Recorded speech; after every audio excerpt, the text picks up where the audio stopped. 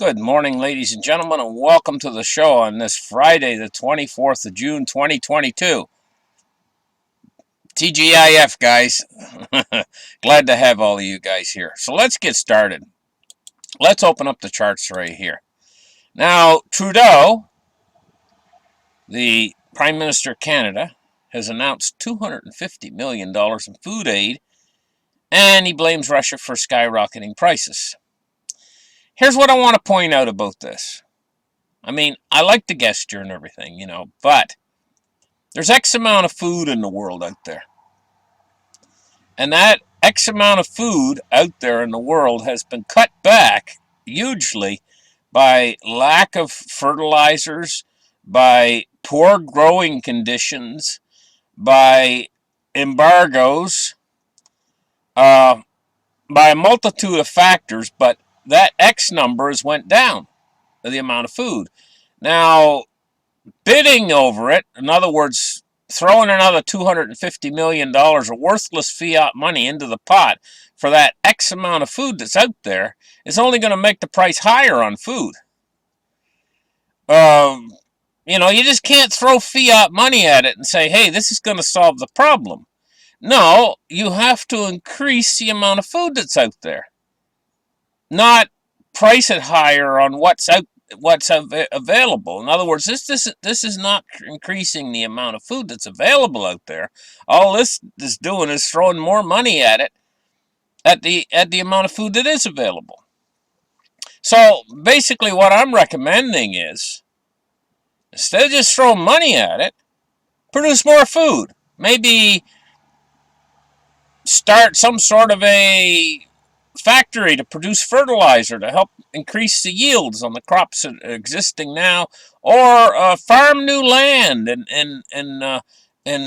put more seed in the ground and actually produce more food into the world's food supply.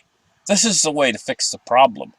Moving on, I want to talk about something else. I've heard word, now I don't know how true this is or not, but I've heard word that big stores where a lot of people get their food, like Walmart, for instance, a tremendous amount of people get their food at Walmart, here in North America anyway, and I've heard what they're doing now is that they're setting their freezers. Now I cannot verify this story, whether it's true or not true, so it's just hearsay at this point. So I'm going to tell it to you anyway, what I've heard through the grapevine. You'll have to verify it for yourself. This is just hearsay. I'm not going to put this out as truth. But what I've heard is that the freezer sections in these places like Walmart, they've been setting the thermostat at 39 degrees. That's an interesting temperature. I'll tell you why. Is you set your thermometer at 32 degrees and your food's going to freeze in the freezer section. It's going to ruin it. You set it at like 36 degrees or whatever, and you're in the safety zone, You set it at 39 degrees, and that's supposed to be okay for food storage, except you're right on that specific temperature where bacteria and different types of things can start to grow at 39 degrees. That's the temperature where they can start to grow. And I've heard that what's happening is they're having to come to the freezer section, and they're having to put up this tape that says, what does it say? The food's going bad, in other words. And they're throwing out vast quantities of food because the freezers are too warm in a lot of stores, I've heard. I've heard this rumor going around that this is happening. And you guys, maybe you can verify it for me. See if there's any truth to this or not out there. I mean, there's a couple thousand people going to watch this show, and probably a good percentage go to Walmart for the food. Look and see what they're doing in the freezer section in there, because I'm curious as to whether these stories are true or not. That an awful lot of food is going bad and being thrown out in the freezer section, or just not available at all. I'm just curious about what's going on with this.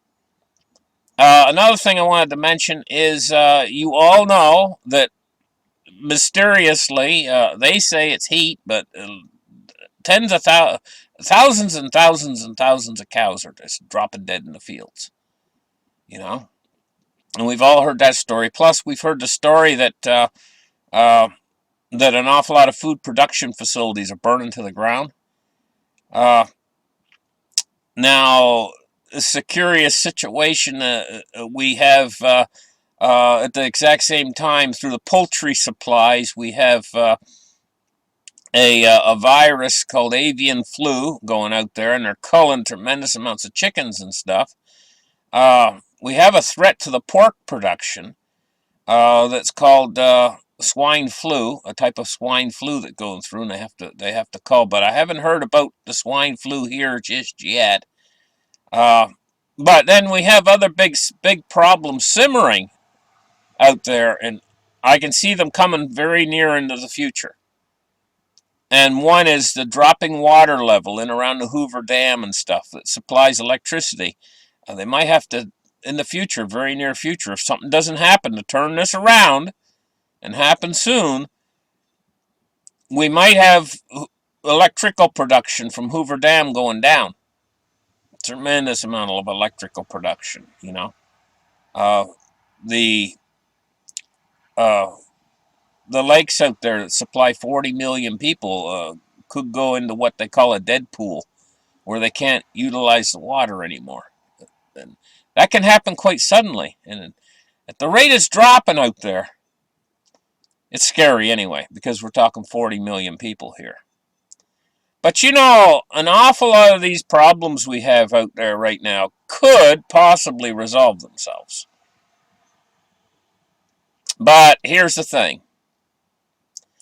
There's a core problem that's so monumentally huge, and it cannot possibly be resolved without a end of the world kind of a scenario. I mean, things like the war that's going on over there in Ukraine.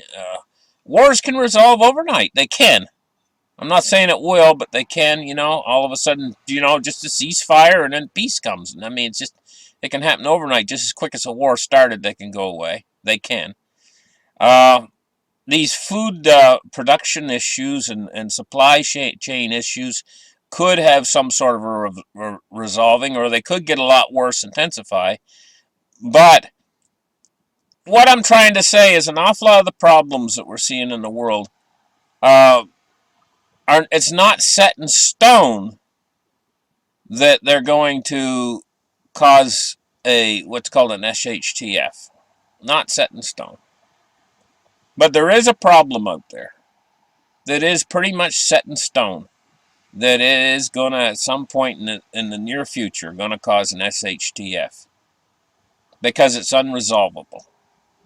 It's the one problem out there, and all these other problems could resolve themselves. Could. I'm not saying they will, but I'm just saying they could. But there's one problem that's intrinsic in the system that cannot be resolved, and ultimately in the end, it's just a matter of question of time. It's not about, it's not about questioning whether it will happen. It is going to happen. 100% it's going to happen. It's just a matter of time, when, and how long we got before it goes. And that's the money problem. That is that all of the Western countries are running on a monetary system that is a global Ponzi scheme. This cannot be resolved. This is going to end in a massive, massive crisis because everything runs on money. Everything's rooted in the system that they've created over 100 years. All of the world's exchange, all of the world's, whenever anybody does work or anything that they do, they exchange in this currency that's flawed. And because the whole world runs on it, you just can't uproot it instantaneously without a massive crisis. You cannot reset it without a massive crisis. You can't reset it without it blowing up. It's a money time bomb that is ticking. The clock's ticking on it. How long have we got, and how is it going to end? It can only end in one of two ways. a massive default or a hyperinflation. And the hyperinflation is a default as well, so we might as well call it can only end by default or by default. And this is at the core of what runs the entire system, and it's reaching the end stages now where we can really see the effects, especially when you go to the pump. When I was a kid, I remember my grandfather used to go to the pump, and he always bought $2 worth. I'm talking about back like in the 1970s, You go to the pump and he'd buy $2 worth, And oftentimes people would fill their car up back then. I think it cost like $5 to fill your car, My grandfather, he'd put $2 in. And it would give him over a half a tank, gas was like 20 cents a gallon or something. They used to have price wars. I remember one price war was so bad, gasoline price war, that it was 10 cents a gallon. I remember that. But normally it was like 20, 25 cents or something, I think it was, as a gallon, for a whole gallon, Now you go to the pumps, for crying out loud, and you put $50 in, it gives you a quarter tank if you got a reasonably sized vehicle, big sized vehicle. I mean, it's off the charts, and we can really see the effects of this inflation. Well, this is compounding, and it's also on a exponential curve, this inflation. And so what they've done is that they're trying to, just like what they tried to do with COVID thing, they tried to flatten the curve. That's what the Fed's trying to do. They're trying to flatten this curve with inflation, this exponential function. They're trying to flatten it. But they're actually destroying the economy rather rapidly. And, the markets out there right now are sensing that they're not going to be able to do this. And so the markets right now have stopped their massive downturn somewhat because they're like front running the Fed quitting. But the Fed's not going to quit as long as the markets, this is a catch-22 right here. The Fed's not going to quit unless the markets roll over and tell them they have to quit. And the markets aren't going to roll over because they say, well, the Fed's going to quit. And this is going to extend this thing a little bit longer, a little bit further into the year before it finally keels over, because the Fed's not going to stop. They're going to keep raising rates as long as they can get away with it, as long as the markets don't turn over too bad. So we're going to have to wait until this big market turnover. But, the longer they carry this thing on, the more the economy's going to turn down, the general economy. So they got this little war going on in the higher end of the economy, in the Wall Street economy, between the Fed and the markets. The Fed's not wanting to capitulate just yet. But they're not paying attention to the general economy. The general economy is being gutted. So what happens when the Wall Street economy instantaneously turns back up because the Fed pivots? What happens to the general Main Street economy? Well, if it's been set into a downward spiral, well, it doesn't come back up instantly. It continues with that downward spiral. Anyway, so I was just mentioning about Trudeau announcing $250 million in food aid. Great, but it would be better to produce more food rather than just throw money at it. That's all I want to say about that. Canada's a huge country, and we could plant more. We could make more fields. Harvest some trees, plow more fields, and get more crops in here in Canada, especially on the eastern side where we get lots of water. Canada's huge. Tremendous natural reserves here in Canada are tremendous. People don't realize, but one of the biggest last oil reserves on Earth is here in Canada. One of the big ones, And by truth, it's overlooked an awful lot. They always point toward Venezuelan oil, which is that thick stuff. It's almost like peanut butter. It comes from Venezuela. It's not as thick as peanut butter, but it is as thick like molasses, And they got, I think it's 140 billion. Saudis had over 200 billion at one time, but they've been tapping from it for a long time. I think Canada's got 190. So it's higher than Venezuela at 140. Venezuela, I think, is 140. But Canadian oil is trapped in something called tar sands. And you have to extract it from the tar sands, which makes it a little bit more costly, you know. But, I mean, it's right up there, almost as high as, it's not as high as what the Saudis had, but it's remained relatively untapped, you know. And what about all the other natural resources here in Canada? Water's a big one.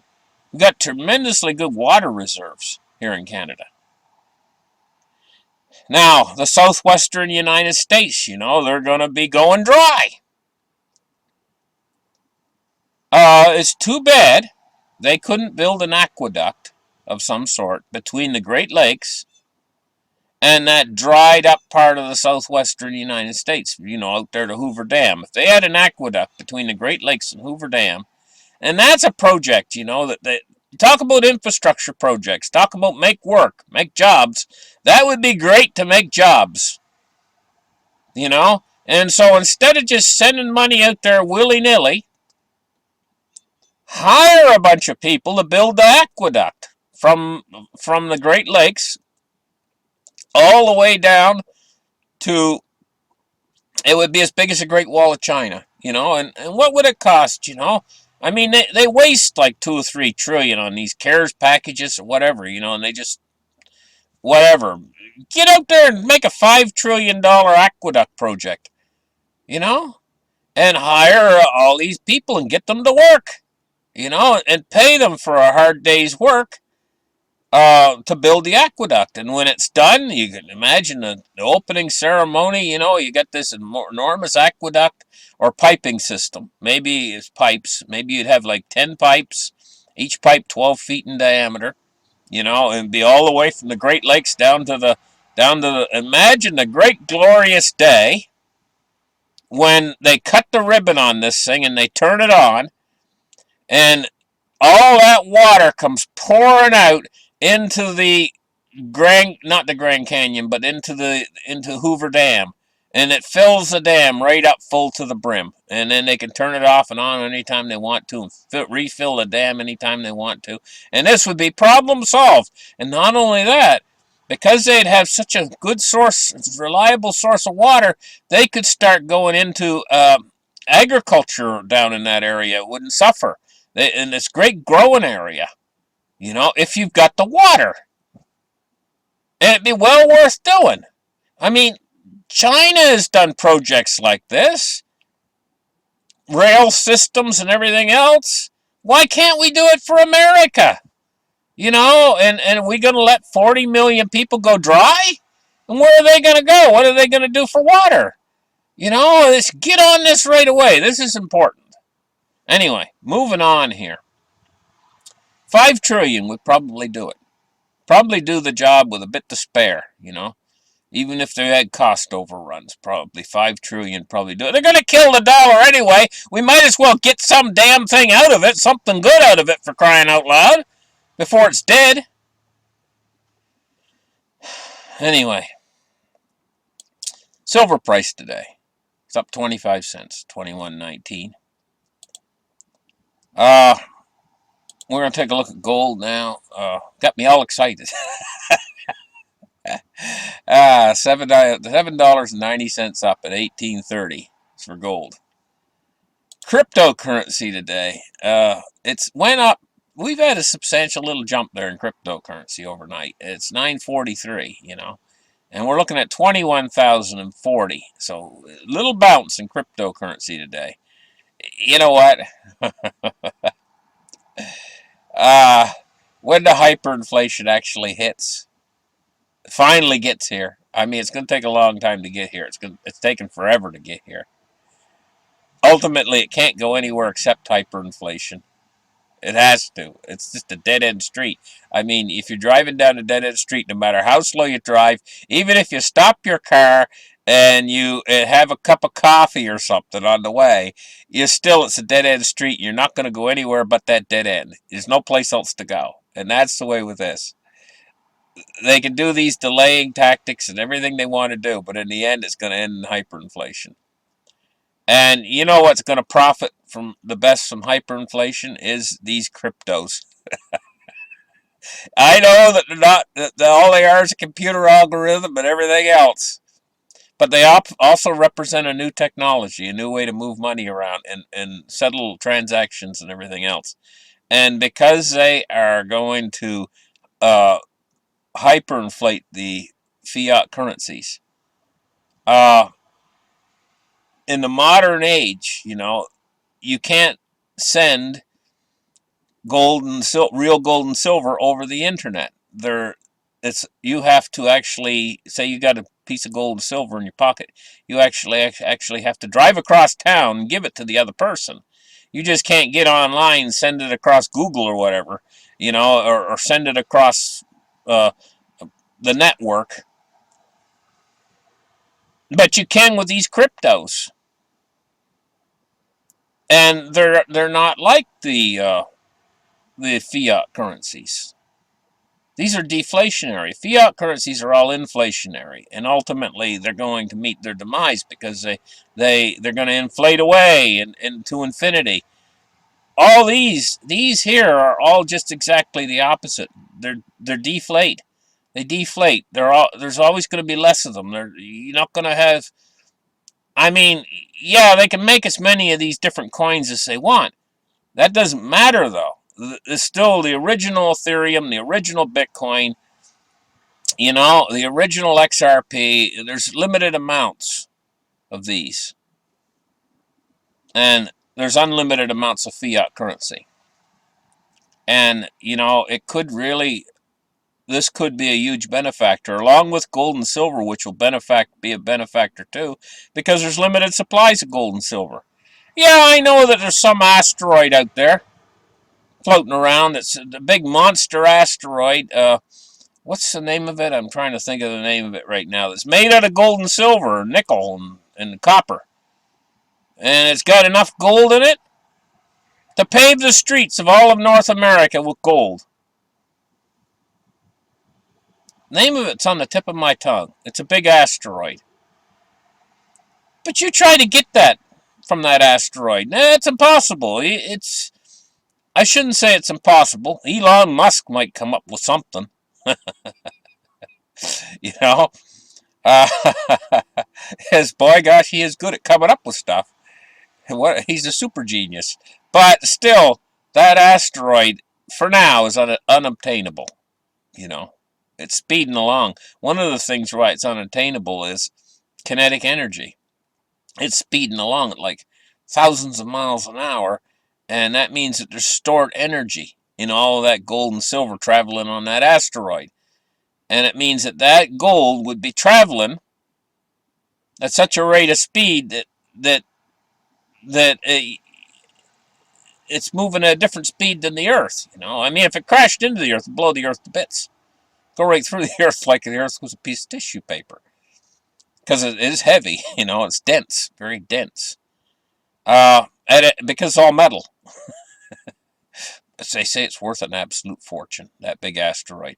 But then again, on the other hand, too, we have other gold reserves here on this planet, massive gold reserves, that have went untapped, that maybe they can never tap. Like I've heard rumors about massive amounts of gold in the Grand Canyon. They're never going to let you mine that. You kidding? That's a reserve or whatever. They've set that off, and it's never going to be unset off. You ain't going to get that. So you might as well just forget about that, just like the gold that's in the big asteroid. But the limited reserves we do have, they're so limited of gold and silver, you're going to see the price go up massively high at some point in the future because they're mining out all the best stuff. They've mined it mostly out now, and it's going to require more work to get the stuff that's left. And it's the same way with oil reserves. More work's going to be required, so higher prices. But gold and silver have not yet seen the astronomical jump in price to correspond to inflation. So this makes gold and silver actually probably your best bet if you're looking to hedge against the dollar. I know I've talked a long time to get to the point I'm trying to make, but I'd say gold and silver is your best bet. Real physical metal is your best bet to hedge against the dollar. And I wouldn't leave out a little bit of crypto, because crypto might go to the moon at a certain point. It might receive an awful lot once the hyperinflation actually starts. But crypto's probably not going to make that moonshot really until we get into the hyperinflation. I talked a long time on that, but anyway, needed to be said. We're going to move on now and take a look at the Dow today. And 31,293. And we're seeing this little bounce right here. Now, what I want you to notice very carefully is this last high spot right here of 33,000. Okay? For this bear market to be over, like for it to start, for me to perk up and say, hey, you know what? Maybe we're the bear markets. Maybe we're not into the slide anymore. We're going to have to peak past that 33,000 mark. So, we got to, 1,700 points to go or something from where we are right now? Because if tomorrow this thing starts to turn downwards again, it's just another one of these little ticks on the saw blade as she goes down. And we haven't broken through. We're not even if we went up to about 32,500, which would be over 1,000 more up, we still won't break through this downward trend. So this is just I know a lot of you guys are going to listen to these guys out there say, hey, it's over. We're back in the bull again. It's all lights are green. Risk on again. Let's go. But no. No, it's not risk on. It's not going to be that in the green. The green light's not going to come on again until the Fed actually does change direction. Because they're just going to keep pounding. And until they stop pounding, when I mean pounding, I mean raising interest rates and doing quantitative tightening. Until they stop that, we're not going to come out of this tailspin in the markets. So I'm expecting maybe it will go up to about 31. I'm expecting maybe it will go up to about 32 even. 32,000. Or maybe a little bit over. And then she probably turned back down sharply again. That's kind of what I'm expecting. And it's going to keep doing this until the Fed says ouch, and then they actually do turn. And then if you can find that spot, that's the point where you should get in. If you can find that spot, that sweet spot where the Feds turn. Let's take a look here at move index today, 125.98. Bonds and rates. We're looking at rising yields today. U.S. 10-year at 3.11 and the U.S. 30-year at 3.24. And we're up about 6 basis points on the 30-year, and we're up 4.5 basis points on the 10-year. Looking at the U.S. dollar index today at 104.10. Honest to gosh, something happens over there in Europe to the euro. The euro makes up 60% of the dollar index. And so if something happens over there in Europe that negatively affects the value of the euro, we could see the dollar index, the dollar, go up a lot on the DXY. But that doesn't mean that your dollar's worth more. It doesn't mean your dollar's going to purchase more. It just means that what your dollar is valued against other crappy currencies. Anyway, thank you guys for listening. Like and subscribe, and we'll catch you guys in the very next show. Bye-bye.